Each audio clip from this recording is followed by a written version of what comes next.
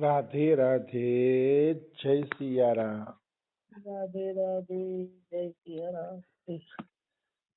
આપણે શ્રી શ્રી જીવ ગોસ્વામીજીનું ચરિત્ર ચાલે છે. જીવ ગોસ્વામીજી રૂપ અને સનાતન ગોસ્વામીના ભત્રીજા હતા. રૂપ અને સનાતનના એક ત્રીજા નંબરના ભાઈ હતા. એ ભાઈનું નામ હતું અનુપમ. હવે રૂપ ગોસ્વામી અને સનાતન ગોસ્વામી એ બે જણા કૃષ્ણ ભક્ત હતા, અનન્ય કૃષ્ણ ભક્ત હતા.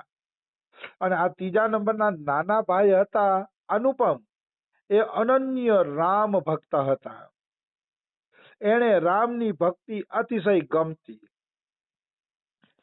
એટલે એક વખત રૂપ સનાતને અનુપમની ભક્તિની પરીક્ષા લેવા માટે પૂછ્યું, કીધું એની ભક્તિની પરીક્ષા લેવા માટે કીધું કે ભાઈ અનુપમ, અમે બંને ભાઈઓ તો કૃષ્ણ ભગવાનના ભક્ત છીએ અને કૃષ્ણ ભગવાનની ચર્ચા કરીએ છીએ, તો તું પણ કૃષ્ણ ભગવાનની ભક્તિ કરને. તો આપણે ત્રણેય જણા મળીને સરસ રીતે રાધા કૃષ્ણની ચર્ચા કરશી અને ચર્ચાનો આનંદ લેશી. તું રામ ભક્ત છો એટલે અમે તારી પાસે કે રાધા કૃષ્ણની ચર્ચા બહુ કરતા નથી અને તને પણ કદાચ ચર્ચામાં આનંદ ન આવે.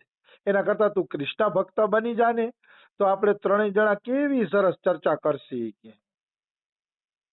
તો અનુપમજી રામ ભક્ત હતા, તો રામ જેવી મર્યાદા પણ એના જીવનમાં હતી.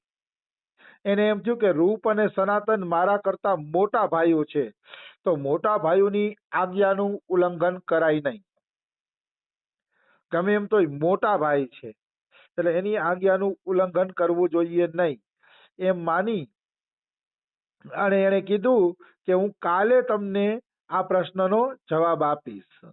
આજે જવા દો કે કાલે હું તમને આ પ્રશ્નનો ઉત્તર આપું કે. પછી આખી રાત અનુપમ રોતા રહ્યા, રડે જ રાખે, કારણ કે એનાથી રામ છૂટતા નહોતા. ભક્તિ કરો તો એવી કરો કે જે ઈષ્ટને પૈકડા હોય ને એ ઈષ્ટને પૂરું જીવન સમર્પિત કરી દઈએ. પછી એ ઈષ્ટ બદલવાનો જ હોય, ચાહે રામ હોય, ચાહે કૃષ્ણ હોય, ચાહે મહાદેવ હોય. હનુમાનજી કેમ નથી, પણ ઈષ્ટ તો એવી રીતે પકડો કે પછી ઈષ્ટ દેવતા બદલવા જોઈએ નહીં. એ જ ઈષ્ટ પ્રત્યે સાચો પ્રેમ છે. અને હું એમ માનું છું કે બધાય ભગવાનને એક માનીને કોઈ પણ એક ઈષ્ટને તમે પકડી લેશો તો એ ઈષ્ટ તમને તમારા ભગવાન પાસે જરૂર પહોંચાડી દેશે. જે પરાત્પર તત્વ છે એની પાસે પહોંચાડી દેશે. વાસ્તવમાં રામ, કૃષ્ણ, મહાદેવ કે હનુમાનજી કે ગણેશજી કે સૂર્ય દેવતા જે કહીએ કે દુર્ગા દેવી, આ બધાય અલગ અલગ રૂપ છે, તત્વ એક જ છે. અલગ અલગ રૂપ એટલા માટે છે કે આપણે એમાં એનું આપણું મન પોરવી શકીએ, આપણું મન એમાં પોરવાયેલું રહીએ એટલા માટે ભગવાને આટલા રૂપ ધારણ કર્યા. બાકી તત્વ એક જ છે, ભગવાન શ્રી કૃષ્ણ કે ભગવાન કહી દો હાલો ને, એ જ એક તત્વ છે. અને ગમે એને તમે ભજો પણ નિષ્ઠાપૂર્વક નિષ્કામ ભાવે ભજશો અને બધાયમાં એક જ ઈષ્ટ દેવતાને જોશો તો તમને એ તત્વ જરૂર પ્રાપ્ત થશે. એમાં કોઈ એટલે કોઈ શંકા નથી. તો અનુપમના ઈષ્ટ દેવતા તો રામ હતા, એટલે રામ એનાથી છૂટતા નહોતા. એટલે અનુપમ રોતા હતા, રોયે જ રાખ્યા અનુપમજી. રોતા રોતા એની આંખ હોજી ગઈ. રોતા રોતા આંખ સોજી જાય છે એટલું રડે છે. કેટલી ઈષ્ટ પ્રત્યે નિષ્ઠા હશે જુઓ તો. આપણે તો કોઈ એમ કહી દઈએ ને તમારા રામ નીચા, ત્યાં તો આપણે બે વેત ઊંચો ઉલરવા માંડી. તારો કૃષ્ણ નીચો અને તારો આ ભગવાન નીચો અને આ ઉલરવા માંડે ને પ્રેમ નો કહેવાય. પ્રેમ તો અનુપમ જેવો પ્રેમ કહેવાય કે ઈષ્ટને છૂટતા નથી, મોટા ભાઈની આજ્ઞા છૂટતી નથી. એટલે એ રડે છે કે મારે શું કરવું, મોટા ભાઈઓની આજ્ઞાનું પાલન કરવું કે મારા ઈષ્ટ દેવતાને છોડી દેવા. જે અંદર ને અંદર રડે અને ઈશ્વરને પ્રાર્થના કરે કે ઈશ્વર તું આમાંથી કોઈ રસ્તો બતાવ, એને કહેવાય સાચો પ્રેમ.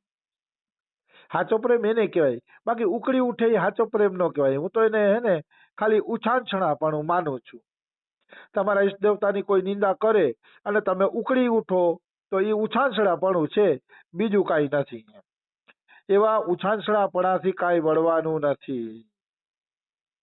એટલે ઉછાંછડાપણું ન હોવું જોઈએ, ઈષ્ટ પ્રત્યે નિષ્ઠા હોવી જોઈએ. તમારા ઈષ્ટને કોઈ નાનો કહે તો હૃદયથી રડવાનું આવવું જોઈએ, મારા પ્રભુ તમે સર્વેશ્વર છો, તમારા સમાન કોઈ નથી મારા જીવનમાં, અને આ એમ કે છે કે નાનો છો. અરે પ્રભુ, એક તુચ્છ જીવે તમને નાનો કહી દીધો, માફ કરજો, મને માફ કરજો. મારા માટે તો તમે સર્વશ્રેષ્ઠ છો, મારા માટે તો તમે જ શ્રેષ્ઠ છો, તમારાથી શ્રેષ્ઠ મારા માટે આ સંસારમાં બીજું એકેય નથી. રડવાનું આવવું જોઈએ. મને તો કોઈ કાનોડાની કે રામની નિંદા કરતો હોય તો રડવાનું નથી આવતું, ઉલટું હસવાનું આવે છે કે વાહ રે વાહ પ્રભુ, તારા ખેલ કેવે કેવા તે મતી બનાવી છે. સાચું કહું છું, હું તો હસું. કોઈ કોઈ સંતની નિંદા કરે કે કોઈ ભગવાનની નિંદા કરે તો મને હવે રડવાનું નથી આવતું, હું તો હસું છું કે વાહ રે પ્રભુ, તારા ખેલ. એક રૂપમાં તું પ્રશંસા કરાવસ, એક રૂપમાં તું જ નિંદા કરાવસ, કરવા વાળો બધો તું જ છો, તારા સિવાય કાંઈ નથી. જયારે બધાયમાં એક જ ભગવાન દેખાશે ને ત્યારે આવી સ્થિતિ આવી જશે. નિંદા સ્તુતિ તમારી થાય તો ફરક નહીં પડે, ભગવાનની થશે તો નહીં ફરક પડે. બહુ ઉપર ઉઠી જાય ને પછી આ કઈ ફરક પડતો નથી. આવી વસ્તુ છે. એક વખત હું વાળંદની દુકાને વાળ કપાવા ગયો હતો, એટલે એક જણો અમારે સદગુરુદેવની નિંદા કરતો હતો કે ઈ તો કોઈ કામના જ નથી, કે એના આશ્રમમાંથી કોઈ સેવા નથી થતી, એના કરતા રંગીલી મહેલ હારું, રંગીલી મહેલમાં દવા તો દે છે, બ્રજવાસીઓની બિચારાઓની સેવા તો થાય છે. આ તેને નિંદા કરતા હતા અમારા સદગુરુદેવની. હું સાંભળીને હસતો હતો કે જો બરસાનામાં રહીને કેવા અજ્ઞાની જીવ પડ્યા છે કે જે મહાપુરુષોને ઓળખી શકતા નથી. હસવાનું આવતું હતું. ઉલટાની મેં કંઠીમાં અમારા બાબાનો ફોટો રાખ્યો હતો ને, ફોટો મેં હંતાડી દીધો, ત્યાં પન્નિયું નાખી દીધું. કીધું વળી આને ખબર પડી જશે કે આ તો આનો શિષ્ય છે, વળી એને શરમાવવું પડશે. એને શરમાવવું ન પડે એટલે મેં પન્નિયું નાખી દીધું. કોઈ એમ કેતું હશે કે આ ઠીક ન કહેવાય, ગુરુ નિંદા ન સાંભળવી જોઈએ, ઓલું કહી દે ઠીક છે, એના મત બધા ઠીક છે, પણ હું જે સ્થિતિથી જોઉં છું ત્યાં મને એવું કાંઈ લાગતું જ નથી કોણ કોની નિંદા કરે છે, કોણ શું કરે છે, એ કાંઈ મારે મતલબ જ નથી. જે બિચારો જ્યાંથી સમજે છે ત્યાંથી બોલે છે, એના માટે કોઈ ઓલું નથી. મને દુઃખય નથી લાગતું, નથી કોઈ હું એને શ્રાપે દેતો કે તું સંતની નિંદા કરસ તો તારું બુરું થાય ને ફલાણું થાય ને. એ બધા ઉછાંછડાપણાના નિયમ છે. જ્યારે સમુદ્ર શાંત બની જાય, ગંભીર બની જાય ને પછી એમાં છે ને લહેર નથી ઉઠતી. આવી વસ્તુ છે. એટલે હું એમ નથી કહેવા માંગતો કે હું મહાન બની ગયો છું, પણ મને હવે ફરક નથી પડતો કાંઈ. મને એમ જ લાગે છે કે ભગવાનને જેને જ્યાં રાખ્યા છે ને ત્યાંથી પોતાનું પાત્ર ભજવે છે, પોતાની લીલા ભજવે છે. પોતાનું પાત્ર ભજવે રાખો, એ એનું પાત્ર ભજવે, આપણે આપણું પાત્ર ભજવે. આપણે શું કરવાનું છે એ ધ્યાનમાં રાખવાનું. કેવળ અને કેવળ આપણા ભજન તરફ લક્ષ્ય રાખવું જોઈએ. ગામના મોઢે ગરણા બાંધવા ન જવાય. કેટલી સારી કહેવત છે આપણા ગુજરાતીમાં, ગામના મોઢે ગરણા બાંધવા જાવ ને તો ગરણા ઘટી પડે. એટલા બધા નિંદા કરવા વાળા હોય, કેટલાકના મોઢે ગરણા બાંધવા. એના કરતા તો આપણા ગળામાં ગરણું બાંધી લઈ અને આપણે ચોખ્ખું ચોખ્ખું પાણી લઈ લઈ અને બાકીનો કચરો જવા દઈ એટલે આપણે પીવા માટે થઈ જાય એટલે ઘણું. બીજાની ચિંતા ફિકર કરવાની નહીં. આ સંસારમાં જો તમારે ભજન કરવું હોય ને તો કેવળ તમે તમારી તરફ જ દ્રષ્ટિ રાખજો, બીજા તરફ દ્રષ્ટિ રાખતા નહીં, નહીતર તમે ભજન નહીં કરી શકો. જે બીજા તરફ દ્રષ્ટિ રાખે છે એ ભજન પણ નથી કરી શકતો, અને બીજા તરફ દ્રષ્ટિ રાખે છે એનામાં જે અવગુણ છે એ જ અવગુણ એક દિવસ તમારામાં આવી જશે, કારણ કે તમારી દ્રષ્ટિ એના તરફ છે. એટલે એ અવગુણ તમારામાં આવી જ જશે. કઈ હારામાં હારી માં હતી, કઈ જેવી માં એ કઈ નહોતી, રામને ખૂબ પ્રેમ કરતી હતી. કૌશલ્યા કરતા પણ વધુ કઈનો રામ પ્રત્યે પ્રેમ હતો એવું રામચરિત માનસમાં આવે છે, પણ મને ચોપાયું યાદ નથી. આવો કઈનો પ્રેમ હતો, પણ મંથરાનો સંગ કરીને મંથરાએ વારંવાર ચડાવી તો એ મંથરાના સંગના કારણે કઈની બુદ્ધિ ભ્રષ્ટ થઈ ગઈ. આવી વસ્તુ છે. એટલે કે છે કે સંગ હંમેશા સારો કરો, ચિંતન હંમેશા સારા વ્યક્તિનું ને ભગવાનનું કરો, સારા સંતોનું ચિંતન કરો. બાકી આ ફાલતુ ચિંતન ને ફાલતુ વ્યક્તિનો સંગ તો એક દિવસ જીવને પતનના ખાડામાં નાખી જ દે છે, નિશ્ચિત. એમાં કોઈ એટલે કોઈ શંકા નથી.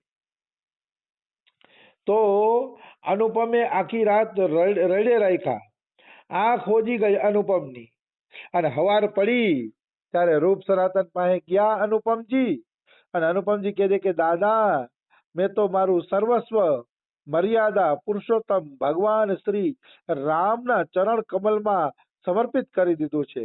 હવે ત્યાંથી મન હટાડીને બીજે લગાડવું મારા માટે સંભવ નથી. એટલે તમે આશીર્વાદ આપો કે હું મારો રામનો ભક્ત બનું, અનન્ય રામનો ભક્ત બનું, રામને છોડીને બીજા કોઈનો ભક્ત ન બનું. એવા તમે મને આશીર્વાદ આપો. મારે એવા આશીર્વાદ જોઈ છે. આવા આશીર્વાદ માંગ્યા ત્યારે રૂપ અને સનાતન અતિ પ્રસન્ન થઈ ગયા. કારણ કે સાચો સંત કોઈની નિષ્ઠા જોઈને પ્રસન્ન જ થશે. એમ નહીં કીએ રામને છોડી દે, કૃષ્ણને ભજી લે, ઓલું ના તેને, એ બધા અધુરિયાના કામ છે. એ બધા અધુરિયાના કામ છે. સાચા સંતો તો કોઈ પણની ઈષ્ટ નિષ્ઠા જોશે ને તો પ્રસન્ન જ થશે. કોઈની મહાદેવના નિષ્ઠા જોશે તો પ્રસન્ન થઈ જશે, કોઈની રામમાં નિષ્ઠા જોશે તો પ્રસન્ન થઈ જશે. સાચો સંત હંમેશા ભક્તિ જોઈને પ્રસન્ન થાય, અને ભક્તિ જોઈને, બીજાની ભક્તિ જોઈને પ્રસન્ન થાય ને એનું જ નામ સાચો સંત. બાકી બધા ખોટા, ઈર્ષા કરે એ બધા ખોટા, જેને બીજાથી જલન થાય છે એ બધા ખોટા. સાચો સંત તો પ્રસન્નતા પ્રાપ્ત કરશે બીજાઓની નિષ્ઠા જોઈને. આવી વસ્તુ છે. આજે અમે રાવલ ગામ ગયા હતા મહેમાનો સાથે ફરવા માટે. તો અમારા એક સાથે બેન હતા ને, એ વ્હીલચેર ઉપર જ મતલબ દર્શન કરી શકતા હતા, ચાલી નહોતા શકતા જાજુ. તો રાવલ ગામમાં રાધાજીના બગીચામાં અમે વ્હીલચેર ઉપર ચડાવતા હતા. તો એક વ્રજવાસીનો છોકરો આવીને એને વ્હીલચેર ઉપાડવામાં ટેકો દીધો ને એટલે અમે બોલ્યા રામ રામ રામ રામ. કારણ કે આ લોકોને રામ રામ બોલવાની ટેવ ને પોરબંદર બાજુ વાળાઓને, એટલે રામ રામ બોલ્યા. તો ઓલો છોકરો બોલ્યો રામ રામ મત બોલો, રાધે રાધે બોલો. એ કે યહાં આયે હો તો રાધે રાધે બોલો, રામ રામ મત બોલો.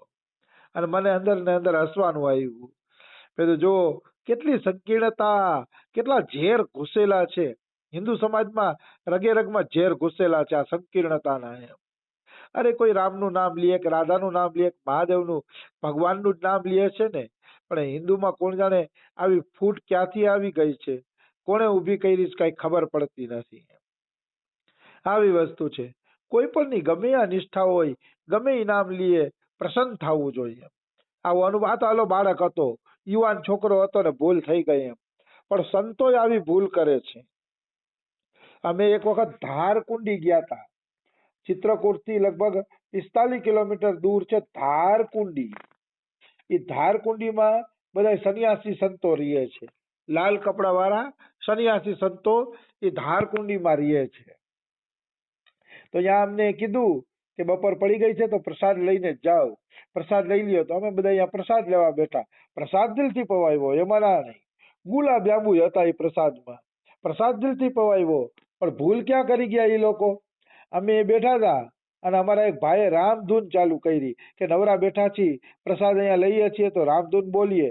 રામધૂન ચાલુ કરી તો એક સંતે તરત જ કીધું એ રામધૂન બંધ કરો. એ કે અહીંયા નિર્ગુણની ઉપાસના છે, કે રામધૂનથી મતલબ નથી, રામધૂન ન બોલો. એ કે ના પાડી દીધી. ત્યાં તો બીજા એક સંત આવ્યા, એ હારા હતા. એને કીધું કરે ભાઈ ભગવાનનું નામ લે છે ને, રામને માને છે તો રામનું નામ લે છે ને, એને રામનું નામ લેવા દો. એટલે બીજા ભાઈએ ટેકો આપ્યો ને એટલે વળી અમે રામધૂન ચાલુ કરી દીધી. પણ મને એ ગમ્યું નહીં જરાય કે સન્યાસીએ કહી દીધું કે અહીંયા તો બધા નિર્ગુણના ઉપાસક છે, રામધૂનની કોઈ જરૂર નથી, કે એમને પ્રસાદ લ્યો અને વયા જ આવી કે રામધૂન બોલવાની જરૂર નથી. પણ બીજા સંતે વળી ટેકો આપ્યો એટલે અમે રામધૂન બોલ્યા. પણ આ કેટલી સંકીર્ણતા, કેટલી અજ્ઞાનતા. હિન્દુના સાધુ એકબીજાને કાપે છે. તમે આ કરો ને, તમે આ બોલો ને, તમે આ ન બોલો ને, આ બધી મગજમારી છે.